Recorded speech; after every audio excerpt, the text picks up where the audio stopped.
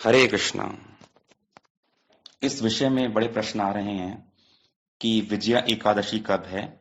6 मार्च 2024 की है या 7 मार्च 2024 की है।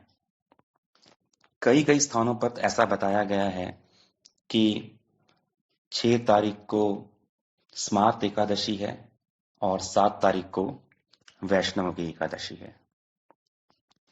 तो इन सब बातों की चर्चा करके हम अपने संशय को दूर करते हैं कि कौन सी सही एकादशी है।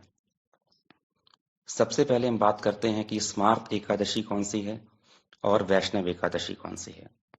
तो एकादशी क्या है? 11th ल्यूनर डे, 11वां दिन चंद्र के कैलेंडर के हिसाब से। तो जब एकादशी में दशमी तिथि छूती है तो उसे कहते हैं दशमी विद्या, यानी स्मार्त लोग इस दशमी विद्या एकादशी करते हैं। और जब एकादशी में या तो शुद्ध एकादशी हो या उसमें द्वादशी तिथि छू जाए, 12वीं तिथि छू जाए, तो उसे कहते हैं द्वादशी विद्या। वैष्णव लोग, भक्त लोग इसी एकादशी को करते हैं। जब दशमी या द्वादशी इन दोनों में कोई तिथि छूती नहीं है उसको, एकादशी को, तब सबकी एकादशी एक ही होती है, जो शुद्ध एकादशी होती है, कोई मिलावट नहीं है। लेकिन जब दशमी छूती है तो स्मार्त लोग उस और की एकादशी दशमी वाली हो जाती है, और द्वादशी वाली एकादशी अगर छूती है तो वैष्णव की एकादशी वो हो जाती है।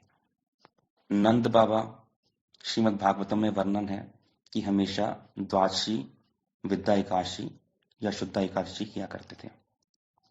ऐसे पद्म पुराण में भगवान का वचन आता है, वासरम दशमी विद्यम दैत्यानाम पुष्टिवर्धनम मदीयम नास्ति संदेह सत्यम सत्यम पितामह। हे ब्रह्मा जी, ये जो 10वीं विद्या एकादशी है, ये दैत्यों के बल को बढ़ाने वाली है। ये मदीयम नास्ति, मेरी तिथि नहीं है, ये मैं सत्य सत्य कह रहा हूं आपसे। तो भक्त लोग, हरि भक्त वैष्णव हमेशा द्वादशी विद्या एकादशी करते हैं या शुद्ध एकादशी करते हैं, दशमी विद्या एकादशी नहीं करते। अगर सुबह ब्रह्म मुहूर्त के समय में, यानी अरुणोदय काल में 1 घंटा 36 मिनट का जो समय होता है सूर्योदय से पहले का, उस समय में अगर दशमी 1 मिनट के लिए भी छू जाए तो उसको छोड़ दिया जाता है, क्योंकि वो दशमी विद्या हो जाती है। तो अब हम अपनी पंजिका पर देखकर बताते हैं कि ये एकादशी दशमी विद्या है या नहीं है। देखिए, सुबह सूर्योदय हो रहा है दिल्ली वृंदावन में लगभग 6:40 पर। तो ब्रह्म मुहूर्त का समय हुआ लगभग 5:08 पर। तो हम पंचांग में देखें तो 1:33 पर, सुबह 1:33 पर जो दशमी है वो खत्म हो रही है और एकादशी शुरू हो रही है। तो 1:33 और 5:08, बहुत फर्क है इसमें। तो अब जब 1:33 पर ही एकादशी शुरू हो गई तो विद्या होने का चांस कहाँ रह गया। ये जो समय बताया गया, ये सूर्य सिद्धांत की पंजिका के अनुसार बताया गया। यही प्रमाणिक पंजिका है, समय है, जो कि 5000 साल से सब भक्तों वैष्णव द्वारा लिया जाता रहा है। अब एक मॉडर्न सिद्धांत भी चला है काफी समय से, जिसे दिक् सिद्धांत भी कहते हैं। उसके कारण उसमें पंजिका का समय जो है, दशमी का समय, एकादशी का समय, उसमें अलग आ जाता है। तो जो लोग देख रहे हैं उनके विचार से 6:31 पर दशमी खत्म हो रही है और एकादशी शुरू हो रही है। तो उन लोगों के विचार से ये जो तिथि है वो विद्या हो गई कि उनकी एकादशी, उनकी दशमी सूर्योदय के बाद भी चल रही थी। तो पर ये पंचांग सही नहीं है। क्या हम कोई भी पंचांग उठा लेंगे और उसके अनुसार गणना कर लेंगे? आजकल ये दिक् सिद्धांत के पंचांग प्रचलन में आ गए हैं और सब भक्तों को कंफ्यूज कर रहे हैं। यहां तक कि गौड़ीय भक्तों को भी बहुत कंफ्यूज करते हैं कि कौन सी तिथि सही है और कौन सी तिथि सही नहीं है। वास्तविकता ये है कि ज्योतिष के जो आदि देवता हैं वो है भगवान सूर्य, और उन्हीं के द्वारा जो गणना दी गई है उसे कहते हैं सूर्य सिद्धांत। भगवान कृष्णा के समय से ये चली आ रही है गणना, जिसके द्वारा सारी तिथियों का निर्धारण होता था। इसी सूर्य सिद्धांत को शंकराचार्य भी माना करते थे। इसी सूर्य सिद्धांत को रामानुचार्य, मध्वाचार्य, निम्बार्काचार्य, विष्णु स्वामी, चैतन्य महाप्रभु, 6 गोस्वामी, आज तक सब वैष्णव मानते आए हैं। ये नासा ने रिसेंटली अपना नया सिद्धांत, मॉडर्न सिद्धांत निकाला है, जिसमें उसने लिया तो कैलकुलेशंस सूर्य सिद्धांत की हैं, उसमें कुछ अपने फॉर्मूले अप्लाई करके कुछ चेंज किया उसको। तो जो मॉडर्न लोग हैं वो कहते हैं हम यही सही है, वो जो ज्ञान चला आ रहा है 5000 साल से, परफेक्ट ज्ञान, वो सही नहीं है। तो वो लोग नए सिद्धांत पर जाते हैं।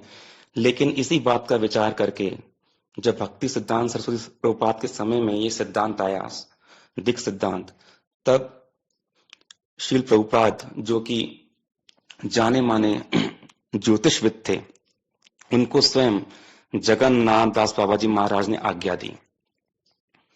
ब्रज के सुप्रसिद्ध संत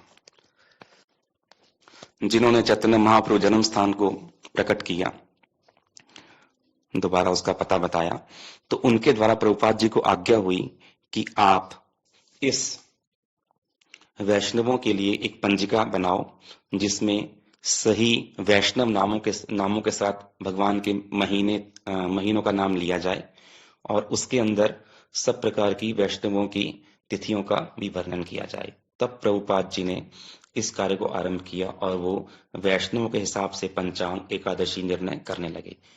इसी विचार से उन्होंने सूर्य सिद्धांत को पूरा ग्रंथ भी लिखा, जो कि सारे सूर्य सिद्धांत को बड़े अच्छे समझाता है। तो शील प्रभुपाद के ही एक ज्योतिष शिष्य थे जिनका नाम था PM बाची। उनके द्वारा ही इस ज्ञान को अक्षुण्ण रखा गया और वो बंगाल में पंजिका निकालते हैं। उन्हीं के साथ में गुप्ता जी, बेनी माधव, ये सब भी उन्हीं के अनुगत्य में, उन्हीं के विचार के साथ सूर्य सिद्धांत की पंजिका निकालते हैं, जो कि सब वैष्णव फॉलो करते हैं। जितने महाप्रभु के भक्त हैं मुख्य रूप से PM बाची की पंजिका ही फॉलो करते हैं और सूर्य सिद्धांत की पंजिका ही फॉलो करते हैं। यह बिना किसी मिलावट का बिल्कुल विशुद्ध सिद्धांत है, जो कि हमें भी फॉलो करना चाहिए। यहाँ जितनी भी वैष्णव तिथियां बताई जाती हैं वो सब सूर्य सिद्धांत के अनुसार बताई जाती हैं। उनको कई बार चेक किया जाता है कि उसमें कोई गलती तो नहीं है, और उसके बाद ही बताया जाता है। तो आप बिल्कुल निश्चिंत होके पंजिका को फॉलो कीजिए। और जब भी आपको कभी पंचांग चेक करना हो तो आप सूर्य सिद्धांत का पंचांग, जैसे बंगाल से जो मिलता है PM बाची, गुप्ता, बेनी माधव का पंचांग, वो लीजिए, या फिर नेट पे जब आप सर्च मारें तो सूर्य सिद्धांत पंचांग की सर्च मारकर उसके बाद इसको देखकर इस बारे में विचार करें कि ये एकादशी सही है या नहीं है। तो वैष्णव धर्म तो है ही अनुगत्य का धर्म, महाजनों कथा सपंता, वयम तो हरिदासानाम पात्राणावलंबका, हम तो हरि गुरु वैष्णवों की चरणों की धूल को सिर पे रख के चलने वाले हैं। उनके बताए अनुसार जो परंपरा से चल रहा है उसी को फॉलो करने वाले हैं। हम कोई नया अपना सिद्धांत देने वाले नहीं है। तो वही सूर्य सिद्धांत की बात आपको बताई गई है।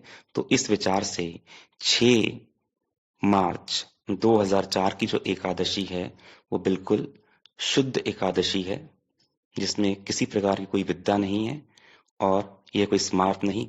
वैष्णवों के लिए भी यही एकादशी उत्तम है, सही है। आप निश्चिंत होकर इस एकादशी को कर सकते हैं। हरे कृष्ण।